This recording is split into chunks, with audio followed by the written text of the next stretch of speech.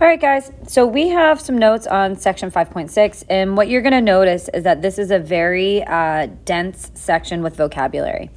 So what I want you guys to do is I already have mine written out, typed out, and when I get to those definitions, feel free to pause this video so that you can stay with me, okay? So here we go. We're going to start with the distance from a point to a line. So if you notice, I already have the definition written out for us. And what the definition is it's the perpendicular segment. That's really important. The perpendicular segment connecting a point to a line, okay? So to draw a picture of this, what we're going to do is we're going to start by drawing a point. And then we're going to draw a line, and the line is going to be slanted, all right, over in this space right here. So technically, there's an infinite number of ways that I could connect that point to that line, all right? I can connect it here, this way, and again, there's an infinite number of ways, okay?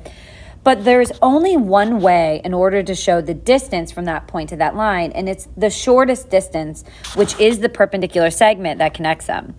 So I'm going to go ahead and draw that perpendicular segment, connecting that point to that line, and to notate that it's perpendicular, I have to put that little right angle there. And so the distance of that segment that connects these two components, the point and the line, all right, is going to be the distance from that point to that line. Now, our next term is equidistant. And if you know your prefixes, all right, you should know that the prefix equa means equal, right? And distant would then reference distances. So this idea of equidistant means simply equal distances, okay? So let me show you an example of this. So let's say I'm going to put 3 points in this open space right here in the picture box. And I'm going to put a point up here. I'm going to put a point down here, and then a point over here. And I'm going to label that top point, point A, this point, point B, and this point right here, C.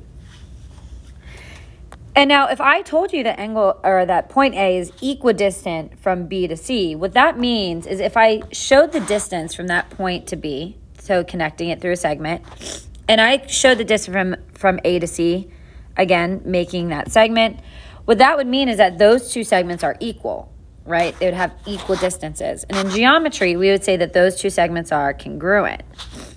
So those two segments, AB and AC, would be congruent.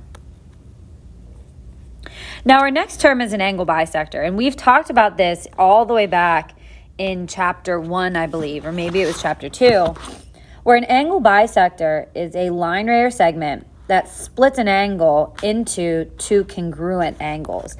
And the key here is that the angles have to be congruent, right? So to draw that picture, we're going to go ahead and draw our angle.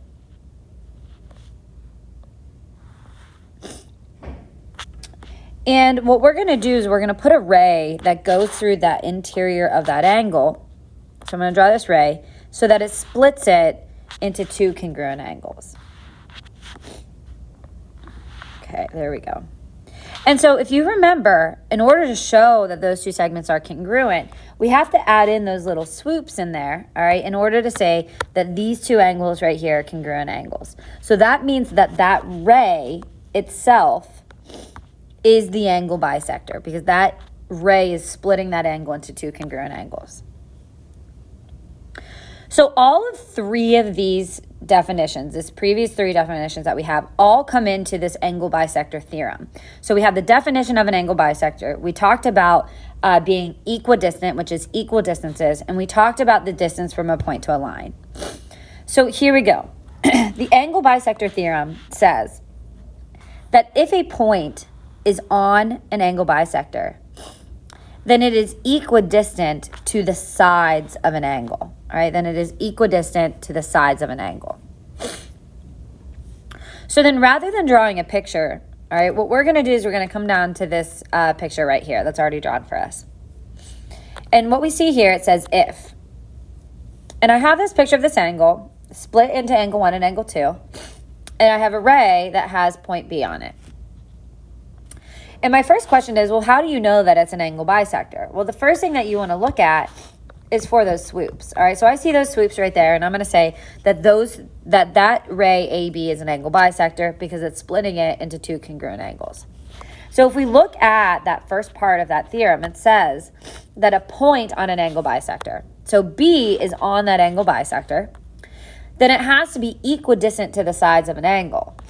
So again, if I'm going to show you that the distance from a point to that side, all right, I'm going to draw that perpendicular segment that connects that point with that side.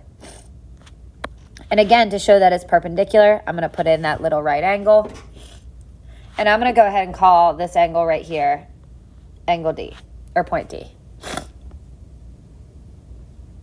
Now, I have two sides of that angle, right? So I also have to draw that other distance coming down here. Draw that right angle. Put point C. And if it's equidistant, that means that this segment of DB has to be congruent to this segment of BC. So it's a little out of order, I understand that, all right? But I'm going to ask you guys to scooch down past this vocabulary. Keep on scooching. Keep on scooching. And on example 5, all right, we're going to solve these first two equations. So it says on example 5, find the measure of the following variables. And so we look at this first picture, and we have to determine what am I looking at first, all right? So what I'm going to notice right away is that I have these two swoops right here, which means I'm looking at an angle bisector.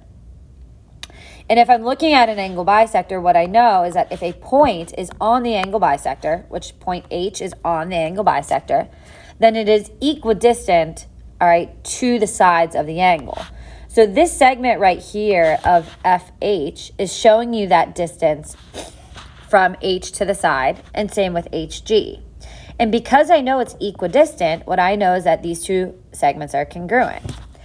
So to solve that question, I'm going to go ahead and set those two expressions equal to one another. So I'm going to set 2x plus 1 equal to x plus 3. And then I solve accordingly. So I'm going to subtract out that x. I'm going to get x is equal to 2 once I subtract out that 1. Okay, now the next one is very similar to it, all right? So again, I know I'm looking at angle bisectors because I have these two swoops right here, okay? And again, if you have a point that is on the angle bisector, which point M is, then what we know is that the distance from point M to the sides of that angle have to be congruent.